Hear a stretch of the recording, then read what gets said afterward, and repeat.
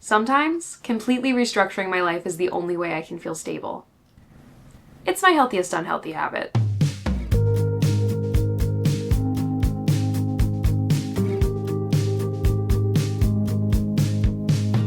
I can recognize what's not working in my life, and I can understand what needs to change. But my coping mechanism when things aren't working for me is oftentimes not coping. Let me explain. So when you picture time in your head, how do you see it? Do you separate life by days, by years, decades, milestones?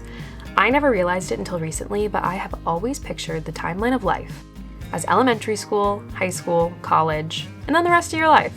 So sorry in advance if you also picture time this way, but this is a terrible way to sort time out. I am currently only in year 6 of the rest of your life, I'm saying that in air quotes, and things are already feeling pretty muddy for me. That's a lot of years to fit into one tick mark, so I really think I need to rethink how I see time. But what classifies a new chapter on the timeline? In the last few years, I have grown this insatiable need to continually change things in my life. In childhood, you get so many natural fresh starts, primarily through the start of a new school year. Even if you attend the same school year after year after year, there are typically new activities, information, or people you're forced to encounter on a daily basis. The action of constantly starting over is done for you, whether you like it or not. And so now in my 20s, any and every fresh start is left entirely up to me, which is completely thrilling and utterly terrifying.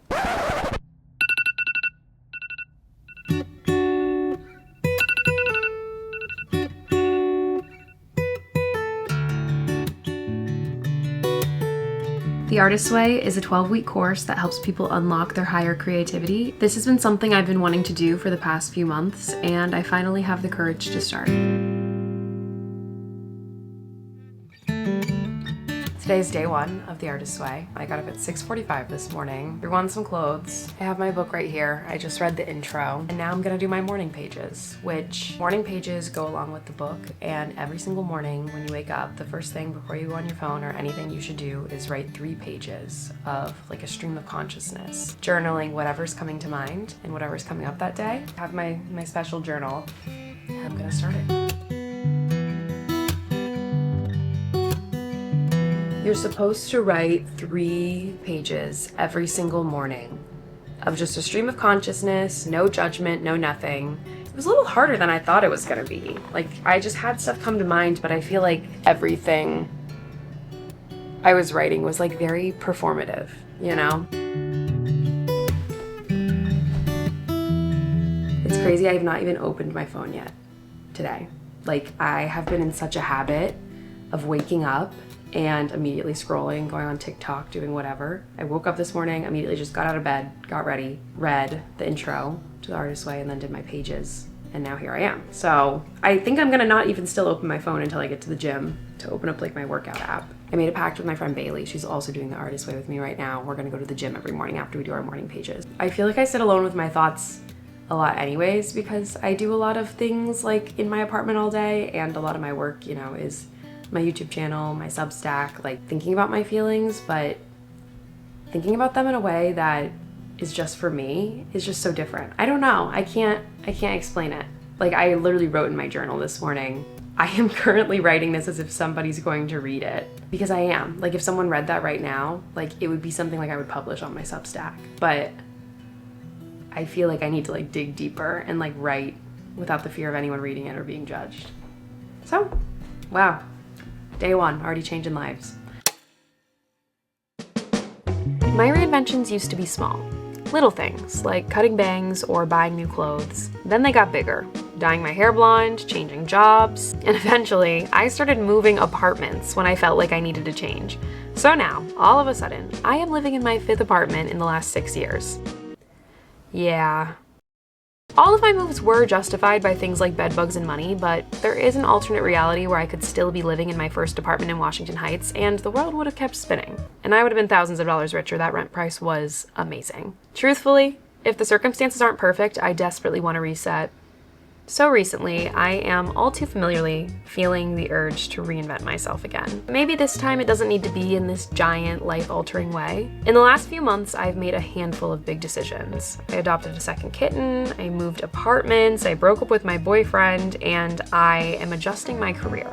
or at least attempting to. And yet here I am, I'm wanting to make another big decision. Even when the decision is slightly self-sabotaging, I guess at least it keeps life interesting. But I have a challenge for myself this time. Maybe keep this reinvention small. Making these pivotal decisions month after month is getting pretty exhausting. So in my opinion, there are two different types of life decisions. The first kind are the ones that just feel right and like they're truly meant to change your life. Like for example, that would be adopting my kitten Olive. I did that in October. It was a big life change, but she incredibly changed my life. 100% worth it. It was what I was meant to do. And then the other type of decision is the one that's a little bit forced that you're just hoping will change your life. If you want another example, this is probably me moving into this apartment. It's kind of a quick fix, but you think it's going to change your life, and at first it really feels like it is. But then the dust starts to settle, and you realize you feel exactly the same. And at the end of the day, it's because your life doesn't completely change because of these major life decisions. It changes because of the small ones. I tomorrow could uproot my entire life.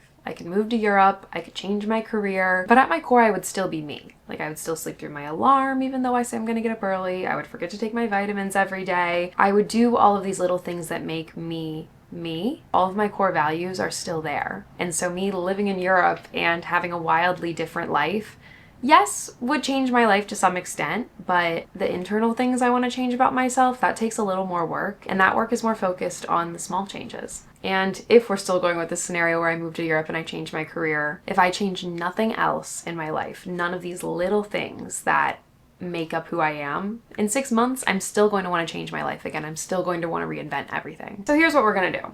The giant way I'm reinventing myself this spring is through the small actions. And I'm going to work on these so much that it becomes a foundation for me. And then I'm not going to even think about it as reinvention anymore. It's just going to be growth. I cannot promise you that I'm going to stop making these crazy, life-altering major decisions. It's inevitable. But I can promise myself that I'm also going to make some new small decisions too.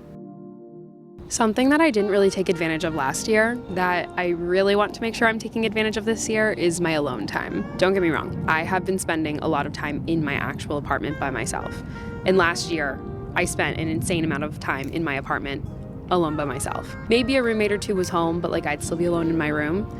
But I guess different than me when I used to be completely alone in my apartment. But the thing that I neglected last year was spending time completely by myself doing like activities out and about. I was obsessed with going to Central Park at the beginning of the year, and then it hit like April and I never came back and just sat here by myself, which is something that I enjoy doing, so I don't really know why I stopped. I think it's just like life gets busy, and I mean, I was in a relationship last year, so that definitely was a part of it, but I think in 2023 I did a lot of things all by myself, and I found a lot of joy in doing things by myself for the first time in my life ever, like doing activities, going places, doing things. Getting into a relationship, moving into an apartment with 2 roommates, I kind of lost a lot of my independence. And once again, I'm not really saying it was necessarily a good or a bad thing, but I think that is also part of the reason why my goals got a little skewed and I kind of got fuzzy on them. I wasn't really sure what my goals were anymore. I'm really excited to dedicate these next 12 weeks to really getting to know myself, figuring out what I want. I know like it's not sustainable to kind of do every single thing at once. Like that's crazy, you know? It's not sustainable when you wake up one day and you're like, I'm gonna change my life today. I do think this kind of program I'm making for myself of consistently going to the gym, signing up for voice lessons again, doing the artist's way, journaling, like all of these things combined are things I've all kind of done before, except for the artist's way, but you know, that's my addition. They're all things I've done before and I know I can do. I don't know. I think I'm just in the mindset to do it. For a long time, I wasn't in the mindset to do it. I was like, I'm not going to wake up early. I'm not going to go to the gym every single day. I don't want to go on a walk in the park. I don't want to do things alone. And it's hard to make myself do things if I'm not in the mood to do them. But I'm in the mood now. Creatively, I've really been needing some sort of change.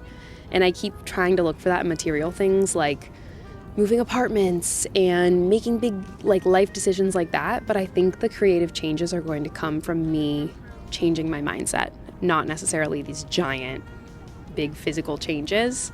Like, do I want to live in a different apartment right now? For sure. My apartment I'm in right now sucks, but financially and like housing market wise, there's nothing I can really do about that right now. So instead, I just have to focus on the things that I can change and not the things I can't change right now, or else I'm just gonna be sad.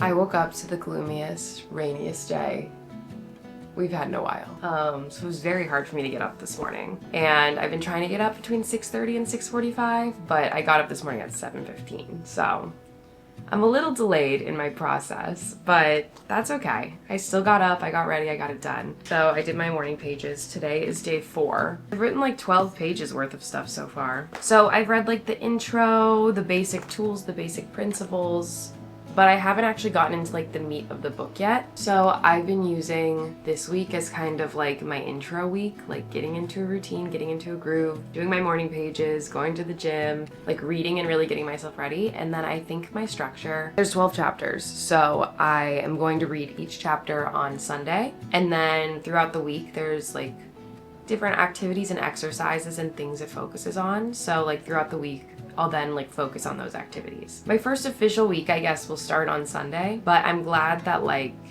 I'm starting it now, you know what I mean? Now I'm gonna head to the gym, do some physical activity. I'm like really actively trying to move my body every single day and get at least 10,000 steps, which I think it's crazy. Like when I was in college and like the whole 10,000 steps thing came out, it was like, you should be taking 10,000 steps a day. And everyone had like a Fitbit.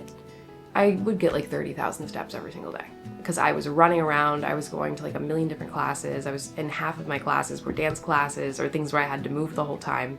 So I was like, yeah, that's so easy. How could you not get 10,000 steps a day? But now if it's an editing day and I'm sitting in my apartment, oh my gosh, it's hard. I'm getting like 4,000. So I've been like really trying to get out and about and walk around. Things like journaling or going to the gym have been very, very hard for me to do over the past year or two because these things heavily rely on a routine. Like you can't do it every day unless you really commit to it. And so I've struggled a lot with that. But it's crazy. I know I'm only on day 4 and I've done this for 4 days in a row. It's crazy how much more motivated of a mindset I have about it. Like going to the gym right now, I'm kind of excited to go and move, which is a feeling I have not had in a long time. And I just kind of had to push through those first 3 days. That's what I have to say on this. In the next like episode of this series, whatever this becomes, I'll take you along my journey and we'll talk about it. I think it's going to really help with my YouTube videos. I think it's going to give me a really cool perspective and I'm really, really excited for it. So.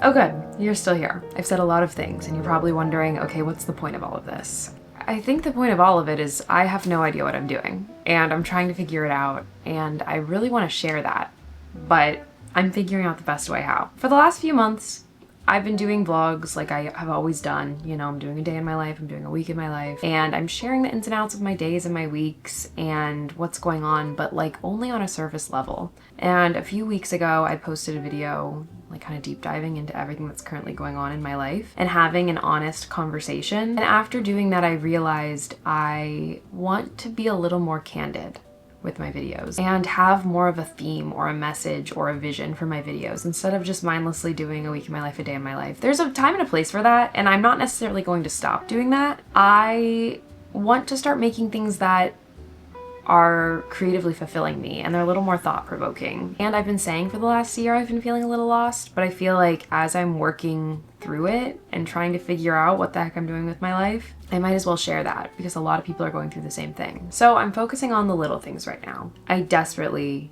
need to change. I need to change creatively. I need to change mentally. It physically pains me to get too stagnant in where I am. I'm craving something to change in my life. It doesn't necessarily need to be my physical location. It can be the little things I do every day because those are going to ultimately be the things that are going to impact me the most. So this entire video that I just made is based off of a newsletter that I sent out a few weeks ago on my Substack. But at the end of this newsletter that I sent out, I had a list of like the little ways I'm going to be reinventing myself. So I think the same way I ended my newsletter with this list, I'm going to end this video with this list too. So besides all the ways that we just talked about, the artist way, waking up early, going to the gym, I'm also going to be doing these things. Reading 10 pages a day, sending physical mail, spending an hour a week learning something new, journaling freely, actively reaching out, dressing up, taking my vitamins, getting out of bed, doing favors for myself, and leaving the apartment. Some of these are kind of tied into all the other things I've been working on throughout this video, but all of these things are just little things like sending physical mail. I sent my mom a birthday card a few weeks ago, something I have literally not done in years. I'll send her presents, I'll send her texts, I'll send her emails, but I haven't just bought her a birthday card and mailed it to her unless I'm physically with her. I can't remember the last time I physically mailed her like an actual card. So that literally took me 3 seconds out of my day to do. Just little things like that I feel like are going to make me more conscious as a person and more thoughtful toward others. Sorry, my cat's giving himself a full bath behind me as I'm saying all this. Hey, we're live. So I'll leave you with this. If you have big dreams, it's easy to get caught up in them. Seeing the big picture is great, but if you only focus on that, you will miss all of the details on how to get there, and then you get lost. The little things you do for yourself now will lead to big results later, and one day you'll wake up and realize that you've reinvented yourself without even noticing. And that's all she wrote.